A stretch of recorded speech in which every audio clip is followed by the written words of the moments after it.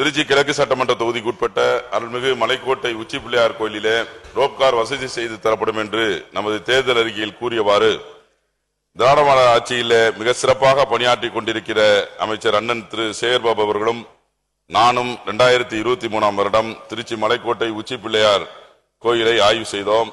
அப்பொழுது 417 படிக்கட்டுகளையும் அமைச்சர் விறுவிறு என்று ஏறினார். நான் மெது என்று மெதுவாக ஏறினேன். எனக்காகவது ரோப்கார் வசதி செய்து தரப்படும் என்று சட்டப்பேரவையிலே கூறினார். பீசிபிலிட்டி ஆய்வறிக்கை என்ன சொல்கிறது? ரோப்கார் வசதி செய்து தரதற்கு சாத்தியமா அல்லது சாத்தியம் இல்லையா? சாத்தியம் இல்லை என்றால் லிப்ட் வசதியாவது செய்து தர வேண்டும் என்று கோரிக்கை வைக்கின்றேன்.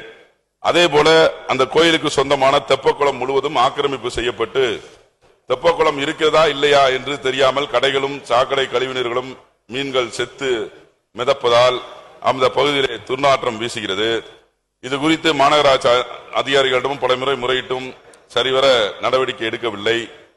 அறநிலையத்துறை சொந்தமான தெப்பக்குளத்தை தூய்மைப்படுத்தும் நடவடிக்கை எடுக்கவும், உச்சி பிள்ளையார் கோயிலுக்கு ரோப்கார் அல்லது லிப்ட் வசதி செய்து தரவும், ஆக்கிரமிப்பு செய்துள்ள கடைகளை அகற்றி மீண்டும் இந்து சமய அறநிலைக்கு சொந்தமான தெப்பக்குளத்தை தூய்மைப்படுத்திட அமைச்சர் முன் வருவாரா என்பதை பேரவைத் தலைவர் வாயிலாக அறிய விரும்புகின்றேன். மாண்புமிகு உறுப்பினர், மாண்புமிகு அமைச்சர். பேரவைத் தலைவர் அவர்களே, அவர்கள் கோரிய அந்த உச்சிப்பிள்ளையார் திருக்கோயிலுக்கு ரோப்கார் அமைக்க வேண்டும் என்ற ஆர்வம் இந்த திராவிட மாடல் ஆட்சிக்கு இருந்த போதிலும் இட்காட் நிறுவனத்திடம் சாத்தியக்கூறுகள் ஆராய்வதற்காக 2 முறை அவர்களுக்கு உத்தரவிட்டிருந்தோம்.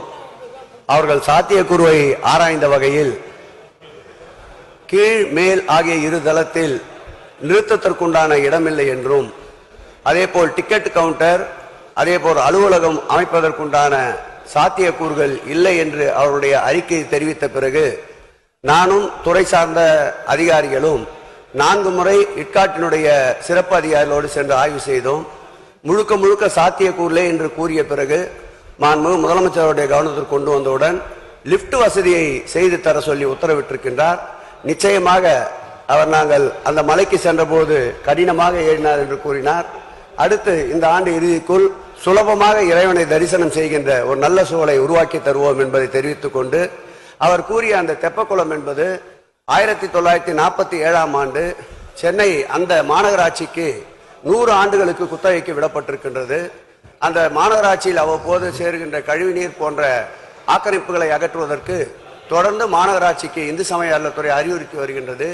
இடையிலே மதுரை கிளை நீதிமன்றத்தில் ஒரு பொதுநல வழக்கு பதிவு செய்யப்பட்டிருப்பதால் அந்த பொதுநல வழக்கினுடைய இறுதி உத்தரவு பெற்ற பிறகு அந்த தெப்பக்குளத்தை முழுமையாக சீரமைத்து தரப்படும் என்பதை பேரவைத் தலைவர் வாயிலாக உறுப்பினருக்கு தெரிவித்துக் கொள்கிறேன்.